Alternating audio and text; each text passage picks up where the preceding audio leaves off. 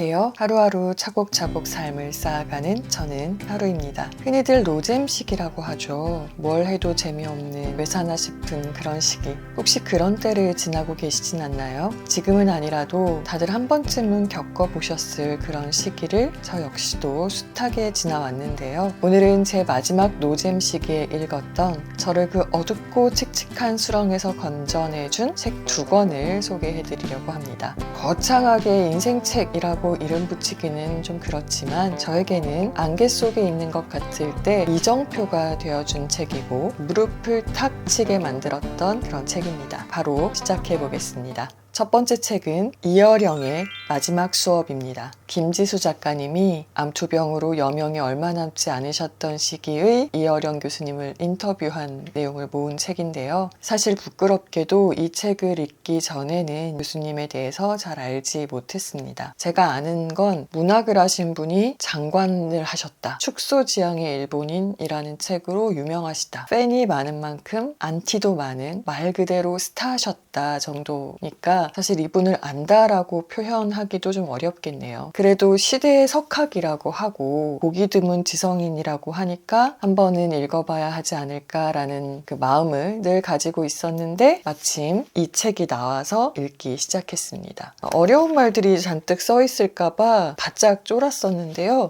근데 이것도 생각보다 너무 술술 읽히더라고요. 글을 잘 쓰고 말을 잘 하는 사람들은 오히려 누구나 이해할 수 있는 수준으로 모두를 설득시킨다는 명제가 진짜 맞나 봅니다. 그리고 교수님도 교수님이지만 교수님이 가지고 계신 지혜의 정수를 최대한 끌어내려고 한 김지수 작가님의 역량도 엄청난 것 같고요. 서론이 길었는데 이 책에는 살면서 우리가 한 번쯤은 고민해봤을 법한 주제들로 가득합니다. 김지수 작가님이 지금 이 시대를 살아가는 우리를 대표해서 먼저 산 자, 그래서 나의 스승된 자 이어령 교수님에게 질문하고 답을 얻어내시거든요. 정말 한 문장 한 문장이 다 주옥 같아서 밑줄을 참 많이 긋고 필사도 하고 그랬는데 특히 제가 두고두고 꺼내보는 부분은 이 부분들입니다. 첫 번째는 어떻게 살아야 하는가에 대한 물음인데요. 그야말로 노잼 시기에서 저를 꺼내준 바로 그 부분입니다. 노잼, 뭘 해도 재미없는 이유는 그 일을 왜 하나 모르겠고 왜 사나 모르겠기 때문인 거죠. 한마디로 삶의 목적과 의미를 잃어버린 거거든요. 근데 이 책에서 이어령 교수님이 이런 얘기를 하세요. 신념에 기대 사는 건 시간 낭비라네. 여행자가 될 텐가 승객이 될 텐가 그것부터 결정해야지. 승객은 프로세스가 생략돼 있어. 비행기 타고 한숨 자고 나면 뉴욕이지. 신념을 가진 사람은 인생 프로세스를 생략한 사람이야. 목표만 완성하면 끝이지. 돈이 신념이다. 백만장자가 되고 나면 어떻게 살 거야? 집 한 채 갖는 게 목표다. 집들이 하고 나면 허무해서 어떻게 살아? 그러면서 프로세스, 집이 아니라 길 자체를 목적으로 삼게나 나는 멈추지 않았네. 집에 정주하지 않고 끝없이 방황하고 떠돌아다녔어. 얼마 전에 유명한 프로게이머가 인터뷰에서 다 이루어서 이제 무엇을 목표로 해야 할지 잘 모르겠다라는 말을 했던 게 기억이 납니다. 하나도 이루지 못한 저조차도 목표를 뭘로 잡아야 될지 그걸 목표로 잡으면 뭐가 좋을지 늘 고민하다가 좌절하곤 하는데요. 목표를 잡고 그것만 향해서 앞도 뒤도 보지 않고 달려가는 그 자체가 문제라는 걸 이 책을 보면서 깨달았습니다. 이 부분을 읽으면서 저는 어릴 때 했던 슈퍼마리오 게임이 생각났는데요. 일단 길을 가요. 가면서 점프해서 과일도 따먹고 함정도 피하고 그렇게 가다 보면 1단계, 2단계 그냥 가잖아요. 아, 내 삶이 그래야겠구나 생각했어요. 물론 대강의 목적지는 있겠죠. 그곳을 향해 가면서 중간중간 경험도 쌓고 추억도 만들고 맛있는 것도 먹고 부끄러운 얘기긴 한데 제 목적지는 이 세상에 존재해서 괜찮았던 사람, 있어서 좋았던 사람입니다. 그래서 제가 그 길을 가는 여정에 슈퍼마리오가 따먹는 과일 같은 건 저한테는 어제보다 나은 오늘이고요. 그냥 어떤 의미에서든 어제보다 나을 수는 있잖아요. 오늘 책 한 페이지를 읽었다 그러면 어제보다 그 한 페이지만큼 더 지혜로워졌을 것이고 여튼 이 부분은 제 삶의 태도를 바꿔주고 비록 어제 하루가 망했더라도 오늘 다시 시작할 수 있는 힘을 주는 부분이기도 합니다. 그리고 한 부분만 더 소개를 드리면 삶의 의욕을 가져다 준 앞선 부분과는 좀 대조적일 수도 있는데 죽음을 대하는 태도에 관한 부분입니다. 교수님은 이렇게 얘기하세요. 죽음은 신나게 놀고 있는데 엄마가 얘야 밥 먹어라 하는 것과 같다고. 이쪽으로 엄마의 세계로 건너오라는 명령이지. 죽으면 돌아가셨다고 하잖아. 탄생에 그 자리로 가는 거라네. 사실 죽음이라는 것에 대해서 종교를 가지고 있든 아니든 다들 어느 정도의 두려움을 갖고 있잖아요. 그런데 교수님이 얘기하시니까 그 이미지가 되게 선명해지는 거예요. 친구들하고 놀 때 얼마나 신나요. 설사 날 안 끼워줘도 그래서 시무룩해도 어떻게든 끼워서 놀려고 하고 내가 땀에 절었든 옷이 더러워졌든 그냥 막 놀잖아요. 그리고 엄마가 부르면 더 놀고 싶은데 라고 생각하지만 그래도 집으로 들어가잖아요. 집에 가면 엄마가 있고 따끈한 저녁밥이 있고 그러니까 죽음도 나쁘지 않은 거죠. 다만 화면이 바뀔 뿐이죠.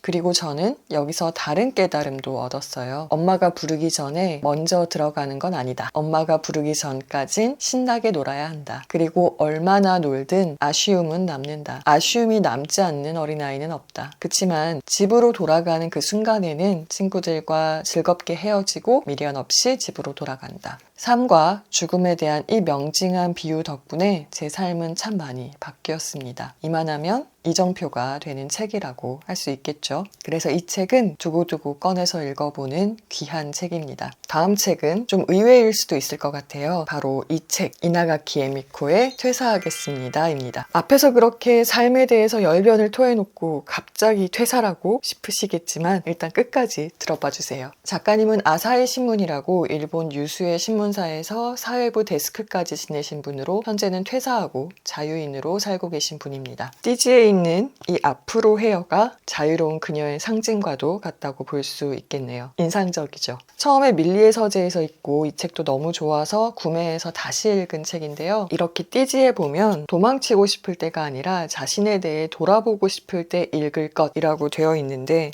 저는 도망치고 싶을 때 읽었습니다. 직장인들 다 그렇잖아요. 가슴속에 사직서 하나쯤은 품고 살잖아요. 저 역시 그러하고 그 열망과 고통이 절정일 때 이 책을 접했습니다. 도망치고 싶은 마음에 읽었는데 책을 다 읽고 나니까 도망치고 싶은 마음이 오히려 사라지더라고요. 퇴사하겠습니다. 그만두겠습니다. 제 2의 인생을 살아보겠습니다. 이런 말은 그때 제가 할 수 있는 말이 아니었습니다. 작가님은 30대 후반에 이런 말을 던지십니다. 50대면 퇴사한다. 그리고 실제로 50에 퇴사를 하셨죠. 약 12년 정도의 기간 동안 계속해서 치밀하게 퇴사를 준비하신 건 아닌 것 같긴 한데 어쨌든 50, 쉰이라는 기한을 두고 서서히 알게 모르게 퇴사를 향한 여정을 시작하신 것 같습니다. 대표적으로는 씀씀이를 줄인다. 회사나 돈이 아닌 것에서 기쁨을 찾는다. 뭐 그런 건데요. 이게 비유 같지만 책을 읽어보시면 얼마나 검소하게 사는지 아실 수 있으실 거예요. 옷장에 입지 않는 옷이 넘쳐나고 고급 맨션에서 살던 분이 욕실도 없는 원룸에서 기본적인 가전도 없이 그렇게 사세요. 상징과도 같은 요 헤어스타일도 돈을 절약하기 위해서 빠글빠글 머리를 볶은 거라고 하고요. 그렇게 준비를 해도 막상 퇴직하니 다른 문제들이 속속 발생하더래요. 원룸을 구할 때도 통장을 만들 때도 심지어 휴대폰을 개통할 때도 지금껏 회사의 보호를 받다가 진짜 맨몸으로 이 세상에 맞서게 된 셈인데요. 나와보니 얼마나 이 사회가 회사를 중심으로 돌아가고 있었는지 알겠더라는 거죠. 생각해보면 회사명, 직위, 직급 이런 걸로 나를 설명할 땐 많은 부분을 생략해도 됐잖아요. 그래서 명함이나 재직증명서의 위력을 내가 얼마나 과소평가했던가 그들에게 얼마나 기대왔던가 하는 생각을 하게 됐습니다. 이 책이 제게 이정표가 된 이유는 이 책을 읽고 나서 준비되지 않은 퇴직은 꿈도 꾸면 안 되겠구나 이런 생각을 하게 되었기 때문인데요. 퇴직 전에 매월 들어오는 급여가 없어도 삶이 옹색해지더라도 그 안에서 행복을 찾을 수 있게 또 명함이 없어도 내 자신을 설명할 수 있게 저를 만들 시간이 필요하겠더라고요. 그래서 이 책을 읽은 후에는 그만둘까 하는 생각도 많이 잦아들었고 그런 생각이 들어도 맞아 아직은 준비가 필요해 라고 나를 다독이기 느끼게도 되었던 것 같습니다. 그런 의미에서 제게 이정표가 된 셈이죠. 근데 마지막에 이런 부분이 있어요. 나날이 다니던 곳도 동료들도 쏟아져 들어오던 메일도 싹 다 없어졌습니다. 그야말로 끈떨어진 연신세. 괄호 웃음. 웃을 때가 아닌가요? 괄호 웃음. 저축한 돈이 줄어들어갈 뿐입니다. 괄호 웃음. 아, 죄송합니다. 하지만 정말 웃음이 나오고 마는지라.